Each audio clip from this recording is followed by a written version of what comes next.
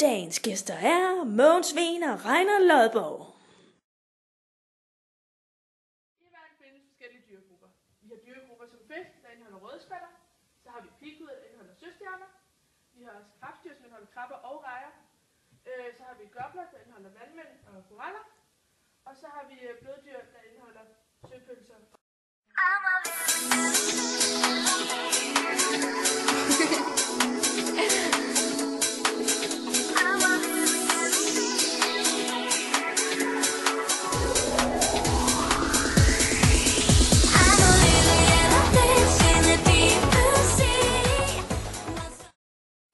Vi har i dag om fisk, og der er forskellige rækker og klasser. Og den ene række, det er chordata, hvilket vil sige, at det er dyr med rygstrengsdyr, eller såkaldte rygstrengsdyr.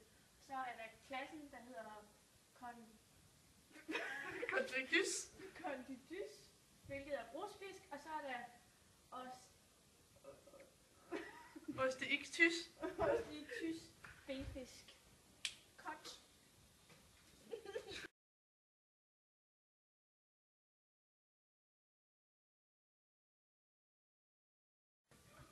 Vi har de her tre specifikke fiskearter. Den ene det er rødspætter, og den anden er en tegnål, og den sidste er en ottekrabbe.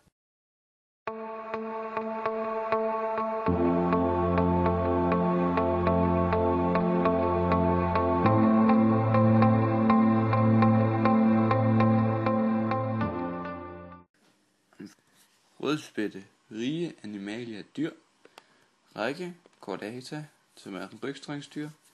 Underrække, vertebrata, hvirveldyr. Klasse, Actinopterygi, strålefinnede fisk. Orden, Pleuronectiformes, som er en fladfisk. Og familien er Pleuronectidae, som er rødspættefamilien. Slægten Pleuronectes art Platessa. Pleuronectes platessa er en bundfisk, som findes overalt i det danske farvande. Den foretrækker steder, hvor bunden består af sten, sand, grus. De små rødspætter findes på lavt vand, mens de voksne rødspætter foretrækker det dybere vand. Og med tiden bevæger de sig ud på 10-50 meters dybde. Man kan se begge rødspættens øjne, når den ligger skjult i sandet. Det skyldes, at rødspættens øjne flytter plads, når den vokser sig stor. Den starter med at have øjnene på hver sin side af hovedet, som de fleste andre fisk, men efterhånden som den vokser op, flytter det ene øje om på den anden side af hovedet til det andet øje. Det ser mærkeligt ud, men det er meget praktisk, for så kan fisken se, hvad der sker, selvom det ligger gravet ned i sandet på bunden. Det er forskelligt, hvilke øje der har flyttet af. Så nogle rødspætter har øjnene på den venstre side af kroppen, og andre har øjnene på højre side.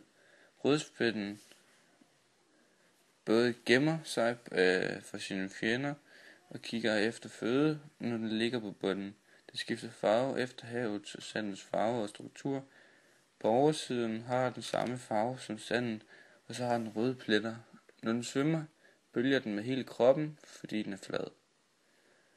Rødspætten spiser mest børsteorme og en del muslinger. Rødspættens fjender er ud over mennesket, krabber og torsk.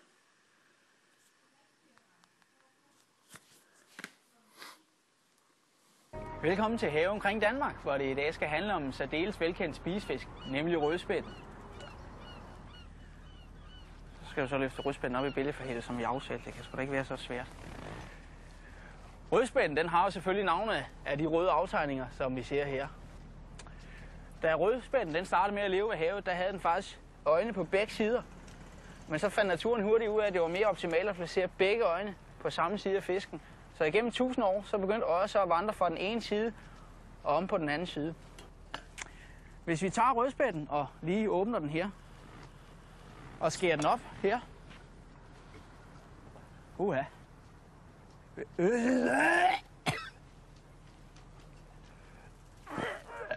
Så kan jeg gå i gang. Men jeg skal... Rødspætte kan også bruges til meget andet end blot at kigge på ned vandet. Her ses for eksempel en dejlig opskrift på stjerneskud, hvorved rødspætten bruges, paneret sammen med rejer og asparges. Det er en delikat oplevelse at få ind i munden, og som sagt, navnet ligger godt til smagen. Det er som et stjerneskud i munden.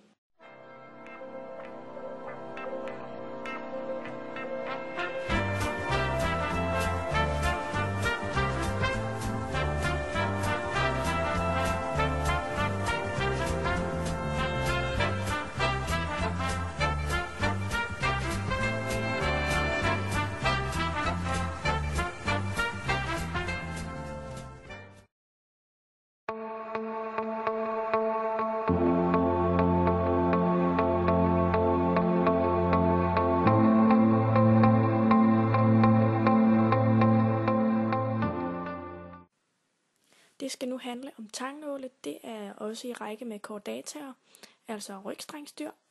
Klassen den er Actinopterygii, altså strålende fisk. Den er blandt andet i familie med nålefisk, eller familien hedder nålefisk. Tangnålen den kan altså blive op til 35 cm lang. Den kan skifte farve efter omgivelser, men findes ofte med brun med hvide pletter.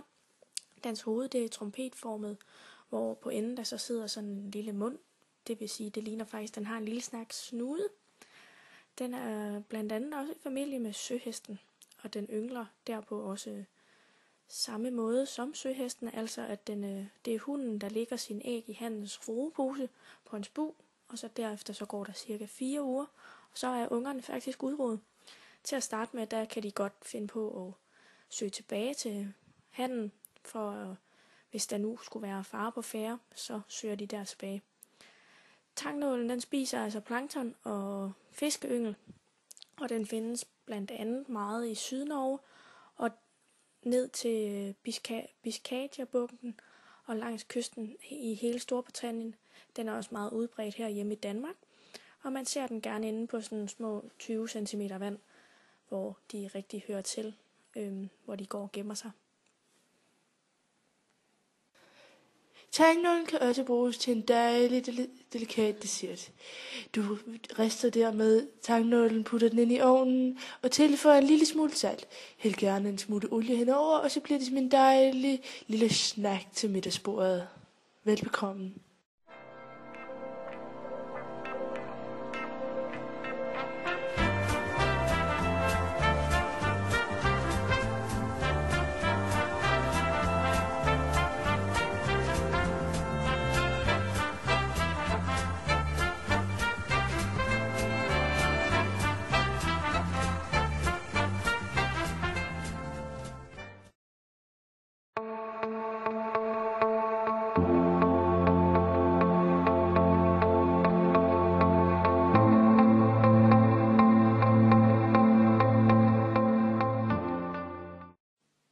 Nu skal det så handle om ålekvappen. Ålekvappen hører ind under den række, der er kaldet chordata. Herunder hører den ind under klassen kaldet Actinopterygii, også kaldet strålefinnet fisk. Dertil er ålekvappen også ind under en orden, som hedder Perciformes, også på dansk kaldet pikfindefisk. Ålekvappen er en fisk med en lang, tynd krop og et forholdsvis stort hoved. Fisken er utrolig smidig og er en forholdsvis udmærket svømmer. Til trods for navnet ligner fisken ikke den ål, vi normalt kender til. Ålekvappen bliver ofte helt op til 30 cm lang, og den lever gerne i hav helt ned til 40 meters dybde. Ålekvappen ernærer sig ved at spise blandt andet krebsdyr, muslinger, snegle og larver. Ålekvappen formerer sig ved hjælp af indre befrugtning. Den føder indtil 400 levende unger fra december og helt hen til februar. Disse klækkes som 14 mm lange larver, men fortsætter dog udviklingen inde i æggestokken i de sidste 4 måneder, inden de fødes. Ved fødslen er de mellem 3,5 og 5,5 cm lange, og dermed også fuldt udviklet. Ligesom rødspætten kan ålekvappen også bruges til meget andet end blot at kigge på. Her ses en dejlig opskrift på paneret ålekvappe med tilhørende nye danske kartofler og en dejlig delikat persillesauce.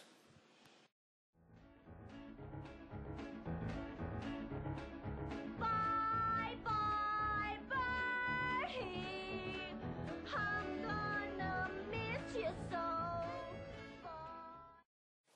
Gå ind på havet-omkring-dk.dk/opskrifter og få mere information om de lækre opskrifter, der er blevet fortalt om i dagens program.